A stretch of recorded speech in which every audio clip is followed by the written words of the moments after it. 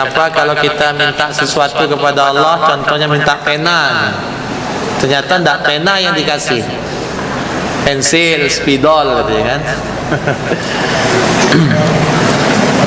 Jadi Allah itu maha tahu daripada kita mengenal diri kita sendiri. Maka Allah kadang-kadang memberikan sesuatu kepada kita dengan keadilannya, bukan menurut kehendak kita. Kalau dikabulkan menurut kehendak kita, kita akan menjadi rusak nanti, bisa menjadi sombong, bisa menjadi angkuh, atau bisa rusak jiwa dan akidah. Contoh begini, ada anak umur 2 tahun, lalu dia minta kepada ayahnya uang 2 juta. Ya, minta 2 juta ya, katanya kan. Oh, kata ayah, kamu minta 2 juta untuk apa, kata ayahnya? Untuk beli permen ya. Oh, baik. Ayah yang bijak, 2 juta tadi tidak dikasih, yang dikasihnya permen. Oh, ini permen. Orang yang menghina kita, jawab dengan zikir, astagfirullah, la haula wala quwata illa billah. Selesai kan? Maka lisan itu jadikan untuk berzikir, bukan untuk hal-hal yang tidak baik. Nah, menjaga waktu dengan baik, buat program, buat progres, buat agenda. Jam sekian saya di sini, jam sekian saya buat ini, jam sekian saya buat sini. Kalau sekarang antum beruntung, antum masih di program. Tapi kalau sudah keluar dari ma'had ini, dari boarding ini, kita sendiri yang harus mengatur sebagaimana kita di sini. Nah, itu susah. Kadang kita sendiri tidak bisa mampu disiplin, tidak bisa mengatur diri sendiri. Itu menyebabkan kita menjadi lalai. Nah, kalau orang mengejek, menghina kita, jangan balas menghina, tapi balas dengan kebaikan. Zainal Abidin pada zaman tabi'in, dia pernah dihina oleh orang yang tidak dia kenal. Anta kadzib, anta fasik. Dia senyum saja, didengar aja.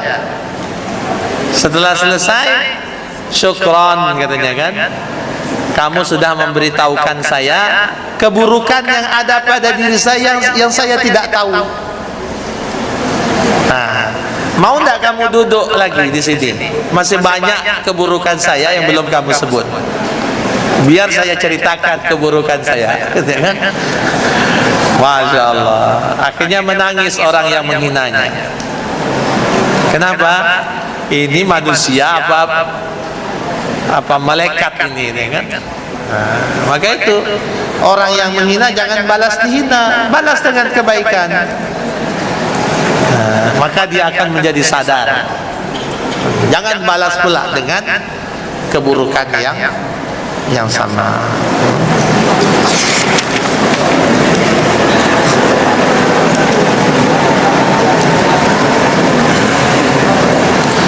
Pada kajian sebelumnya Ustadz sempat menyinggung perkara takdir. Pertanyaan ana, bolehkah kita memperkirakan takdir atau hal yang akan datang di kemudian hari, tapi berdasarkan ilmu-ilmu dan metodologi ilmiah, misalnya seperti perkiraan cuaca, pengukur kekuatan gempa. Jadi takdir itu sesuatu yang telah berlaku. Sesuatu yang belum berlaku itu namanya qada.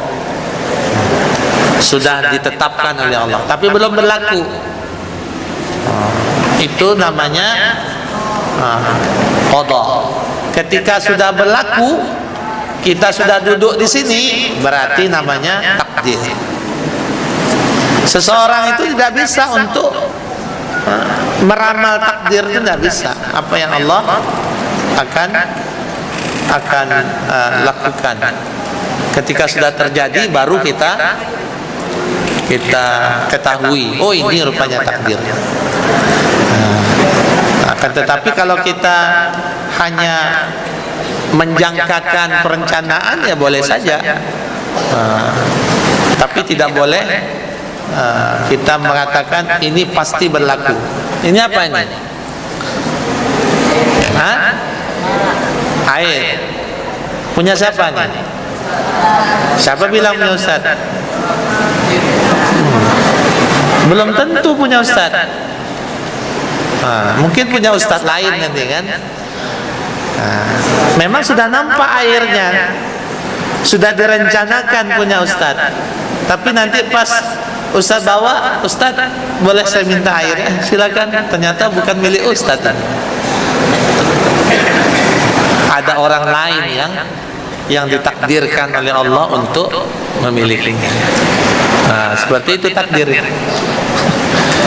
Memang nampak, oh akan terjadi gempa melanda Jawa. Itu dalam apa? Boleh saja, tapi jangan meyakini. Ternyata setelah sampai waktunya, tidak ada gempa itu. Ternyata betul-betul terjadi, itu takdir.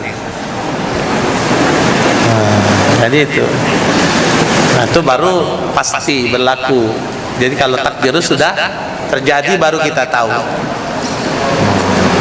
Paham ya? Jadi seperti itulah takdir. Ini waktu tidak mengizinkan lagi nih. Kalau panjang, kenapa dukun bisa dipercaya banyak orang? Ya, karena dalam diri manusia itu semua ada jinnya, itu kan. Dan belum sempurna imannya. Kalau orang itu semuanya beriman, semua masuk surga. Tapi ada orang yang juga mengikuti hawa nafsunya, diperbodohi, maka banyak mengikutnya. Ada yang bilang waktu khutbah, waktu khutbah Jumat nggak boleh bicara, apalagi main kerikil. Katanya kalau kita waktu sholat Jumat menggerakkan kotak infak, bagaimana Ustaz? Benar gak kita dilarang main kerikil saat sholat Jumat, khutbah Jumat? Kan ada dalam hadis itu apa kata Rasulullah SAW, barang siapa yang ketika khatib sudah naik mimbar lalu dia berkhutbah, maka diamlah. Sesiapa yang tidak diam, walau hanya menyuruh diamlah, maka faqad laghauta. Apa arti lauta? Kamu telah mendapatkan satu sia-sia. Artinya fadilah Jumatnya, pahala Jumatnya itu tidak mendapatkan apa-apa. Ini menunjukkan apa? Menunjukkan tidak boleh diiringi dengan hal-hal yang lagho. Kalau hanya untuk menggeser kotak infak, bukan niat main-main. Kalau laman kerikil untuk apa itu? Untuk bertasbih kerikil. Nah, ini perbuatan yang lagho. Bukan lagho itu mungkin juga main-main tangan. Nah, itu juga bisa masuk.